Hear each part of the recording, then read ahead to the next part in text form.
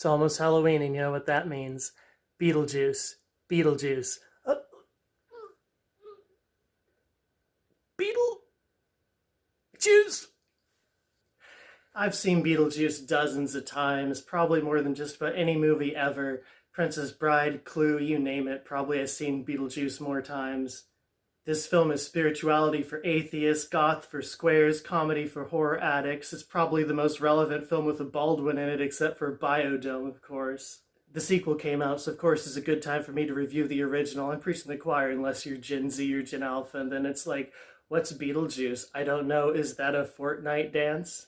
This movie doesn't just have Gina Davis, it's got Michael Keaton, it's got Winona Ryder, it's got Alec Baldwin, Glenn Shadix, which I'm probably saying wrong, Catherine O'Hara, Jeffrey Jones. Look, this is one of the most stacked and well-utilized casts in the history of cinema. I could further ado the heck out of this thing. I bring you the film so nice you can't say it thrice. Before I get started, is anyone old enough to remember the Beetlejuice cartoon? Where Lydia married Beetlejuice? It still holds up. I still watch it. I love the very 80s design philosophy behind the animation. It's like if a pup named Scooby-Doo had a nightmare after eating too many Pillsbury toaster strudels and passing out on the couch while an old black and white horror film played on the CRT. My Blu-ray, which I relied on for this review, actually has a few episodes of it. In one of them, Beetlejuice is playing Sherlock Holmes and smoking a bubble pipe because drugs are bad. If you do drugs, your face looks weird. No one will ever love you. Lydia's in black leggings with a matching top, but over that is a red poncho with a spider web on it. Anyway, the film starts out with an overhead view of the town and Beetlejuice theme by Danny Elfman. It's truly a dead man's party. Who could ask for more? Adam, played by Alec Baldwin, grabs a big fuzzy spider off the roof of the model of the house he lives in. Barbara, played by Gina Davis, comes in and hands him a present. They establish they are spending the vacation at home, a wordy way for Gen Xers to say staycation. Just then, Jane Butterfield knocks at the door. That's right, unlike the protagonist, this minor character who barely has a speaking role as a last name, she's dying to make a killing off flipping Adam and Barbara's house. Jane says they should sell the house to someone with a family, and Adam says it's none of her business. Then they agree to raw dog it during their time off, and I don't mean flying across the country not so much as an in-flight movie. I'm an unpredictable boinking. The type 9 out of 10 dentists agree is more likely to lead to a baby.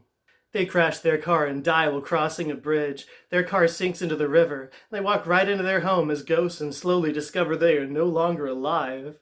They notice a handbook for the recently deceased, and Barbara says she's starting to think they didn't survive the crash. They start to realize they can't leave the house. Adam says maybe this is heaven, and Barbara says if this is heaven, then wouldn't it so much dust on everything? The yuppiest yuppies to ever yuppie move into the house, complete with a flamingly gay interior decorator named Otho. Otho is sassy, catty, teeming with semi-feminine cis-white gay male energy. He's the sort of character in a reboot might say Gucci to mean good. I make him seem terrible, but he's actually a delight. Because he is played for laughs and quirky with a capital Q. His personality is personality maxed to the maximum. This man is wearing a bolo tie. Adam and Barbara learn that a big monstrous worm awaits them outside their home, so they are very much trapped inside. They see an ad on their TV for a bioexorcist. This guy is like a vulgar, demented cowboy who sells used cars for a living. It's a bit, though, and he proceeds to act completely different for the rest of the film. They come across a receptionist with teal skin and red hair. She says the way you die factors into what you do after you die, and since she offed herself, she's going to be a receptionist forever. Then they meet Juno, their caseworker, and she reveals that Beetlejuice used to work for her, but they had a falling out. Adam and Barbara try to scare away the new roommates by dressing up in sheets like spooky ghosts and playing up the whole ghost thing. Lydia tells them it's not going to work, so they shrink into the model of the town where an itty-bitty baby Beetlejuice is awaiting them. They dig him up, and boy howdy, is he happy to see them. Lots of groping and whatnot. As fans of Sophia reviews or 80s media in general will know, there are big fans of sexual harassment in 80s media.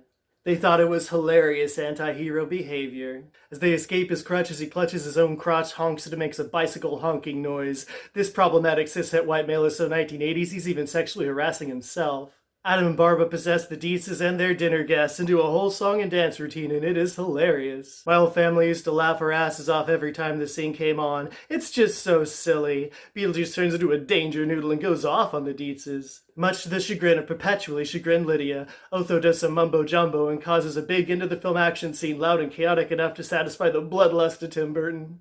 After Beetlejuice is dealt with, Adam and Barbara are talking to Lydia about her grades. Then Lydia floats up into the air and dances to a very old-fashioned sounding calypso song. You should watch Beetlejuice, you should watch Beetlejuice, Beetlejuice, and if Beetlejuice, Beetlejuice, Beetlejuice comes out, you should head for the hills because magic is real and this demon is coming to get you.